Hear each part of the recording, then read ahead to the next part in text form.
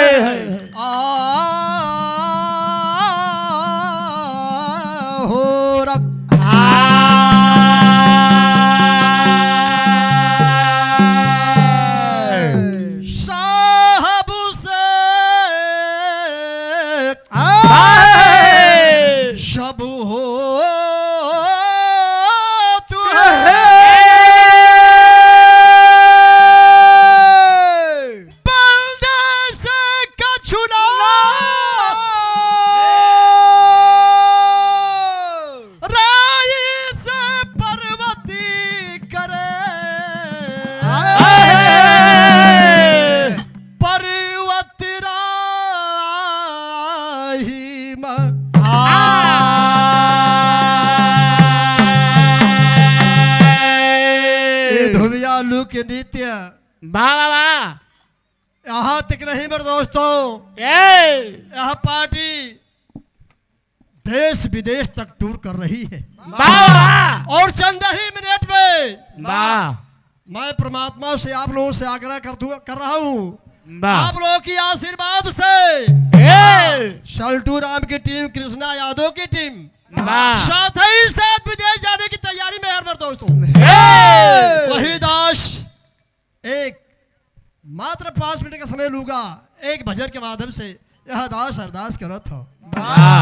मेरे पूरा जिला गाजीपुर में मेरे दोस्तों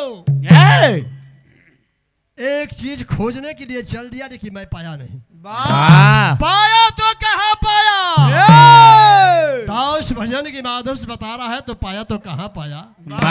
लेकिन शुरुआत यही बगल में कठवा मोड़ है, दास ऐसे शुरुआत करता है और कहाँ तक जाता है, ज्यादा दूर नहीं जाएगा।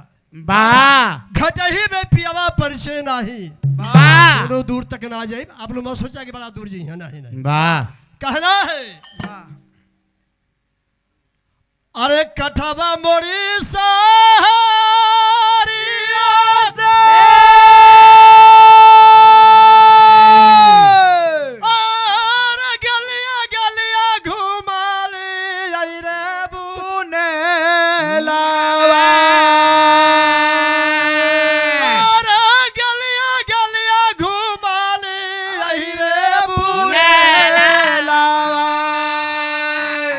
और कतहु न मिलल करुआ तेल रे बुने लावा, कतहु ना मिलला करुआ तेल रे बुनेला, कतहु ना मिलला करुआ तेल रे बुनेला, और कतहु ना मिलल करुआ तेल रे बुने लावा रे। कतहु ना मिलला करुआ तेल रे बुनेला रे, कतहु ना मिलला करुआ तेल रे बुनेला, और कतहु ना मिलल करुआ तेल रे बुने लावा, कतहु ना मिलला करुआ तेल रे बुनेला, कतहु ना मिलला करुआ तेल रे बुनेला। ये देखे हमारे मानवरी माथा और माथा में जगई रामा बाबा के सगरवा रे बुने लावा, बाबा के सगरवा रे बुनेला, बाबा के सगरवा रे बुनेला, और माथा में जगई रामा बाबा के सगरवा रे बुने लावा, बात मिट गए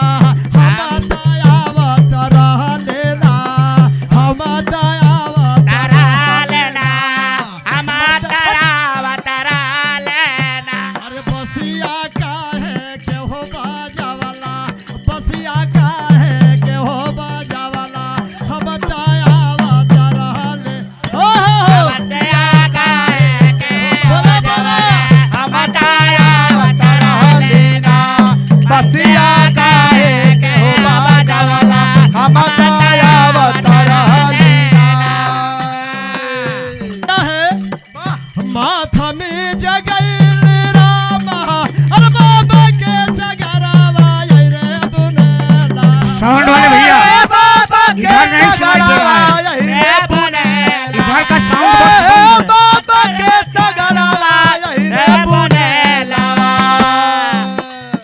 मथवा हो गइल बाला होम का टेकरी का साउंड रे बुनेला मथवा हो गइल बाला यही रे बुनेला मथवा हो गइल बाला यही रे बुनेला अरे खो जाता गइली आखिरी लाइन खो जाता गइली कठवा मोर सहरिया आई रे बुनेला कटवा बड़ता हरे